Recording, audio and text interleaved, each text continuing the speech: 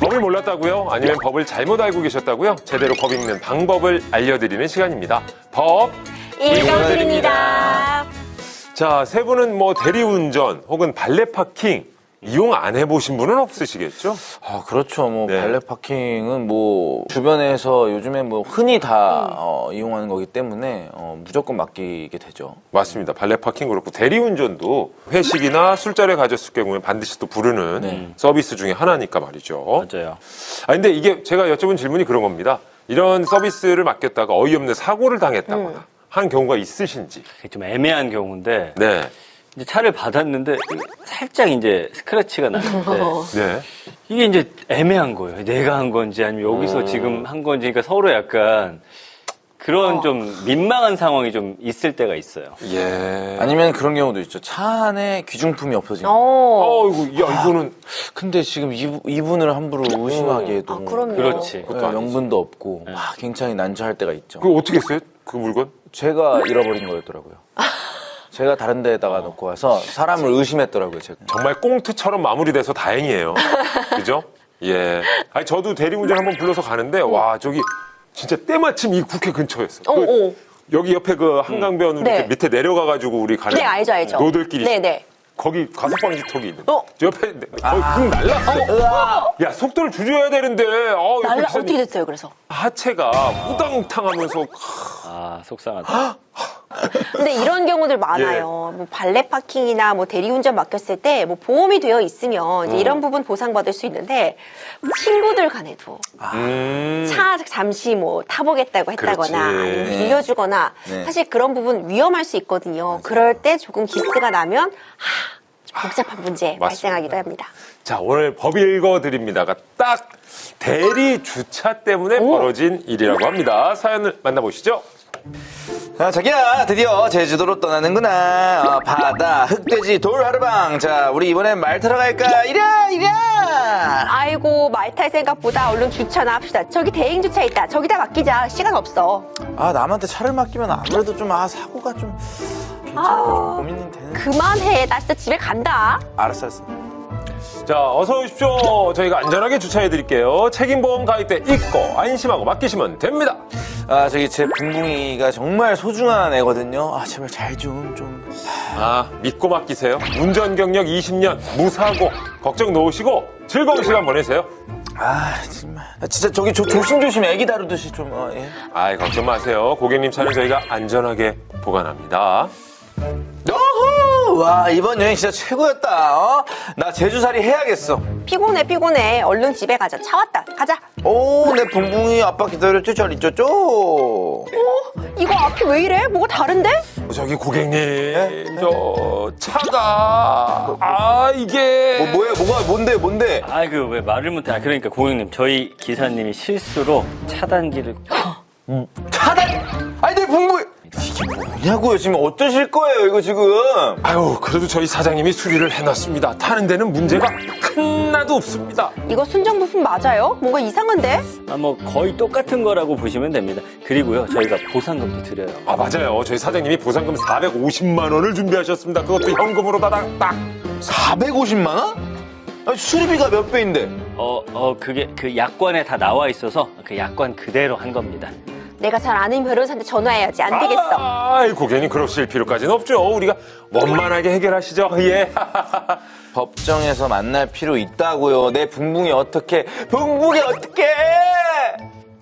자, 믿고 주차 대행 서비스를 맡겼는데 뭔가 일이 벌어진 것 같죠?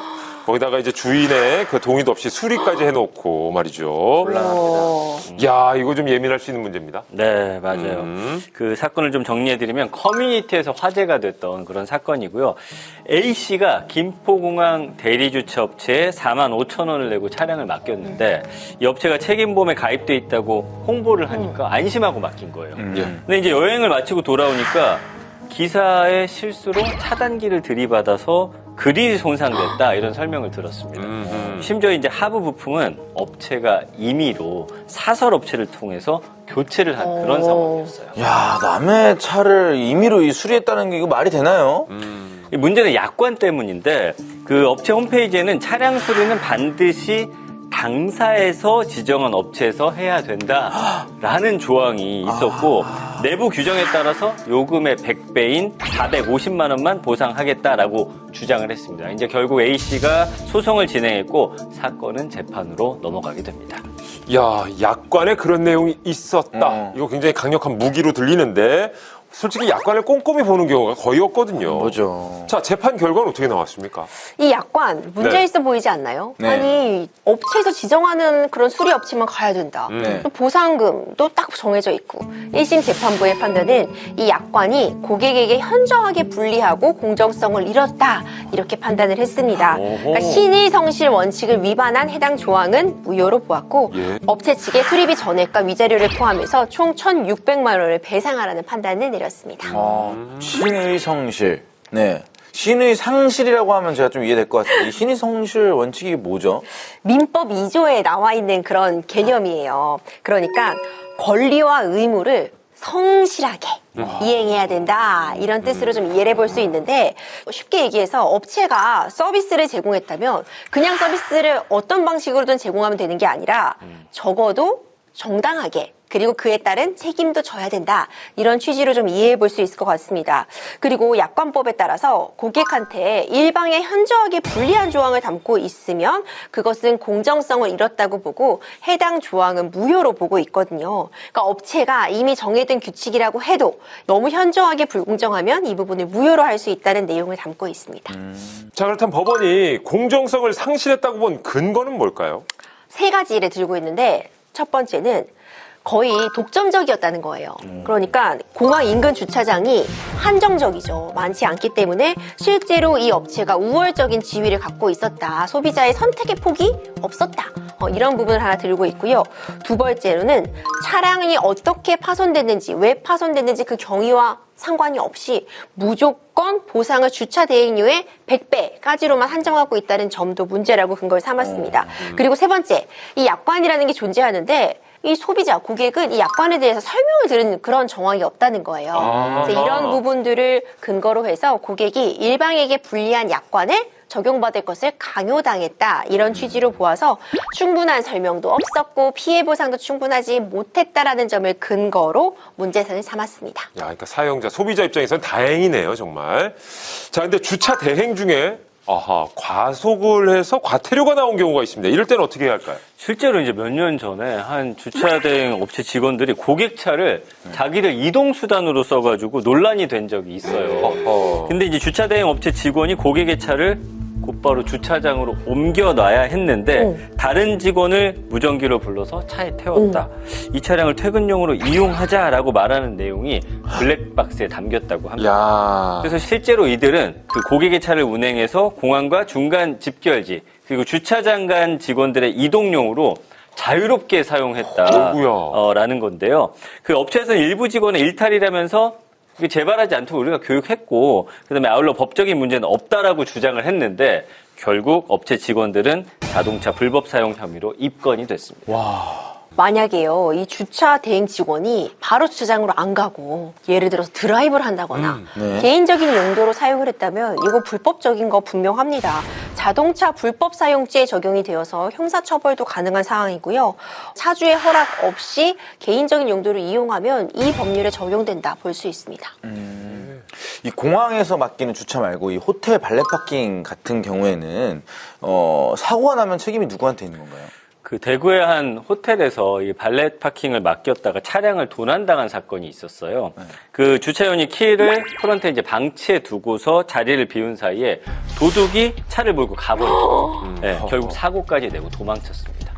야, 이거 호텔을 믿고 맡겼는데 도난까지 당한 겁니다. 이거는 호텔 책임일까요? 아니면 주차 요원의 책임일까요? 호텔도 주차 요원도 둘 다 책임이 있다 이렇게 볼 수 있습니다.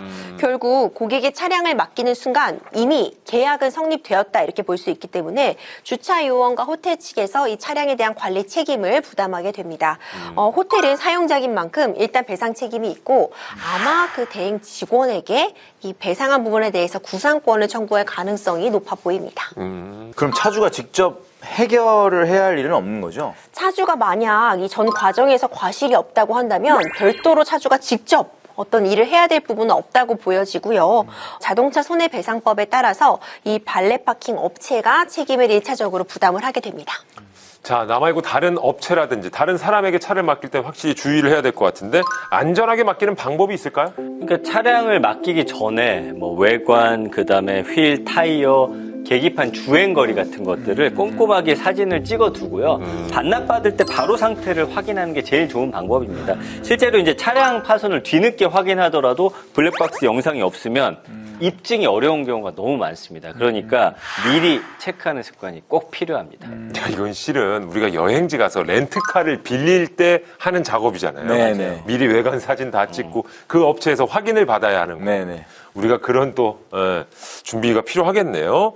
자, 확인 또 확인. 이것만이 내 차를 안전하게 지킬 수 있는 방법일 것 같습니다. 김기리의 한 줄 평 듣겠습니다. 네, 김기리 한 줄 평. 신나게 한번 가보도록 하겠습니다.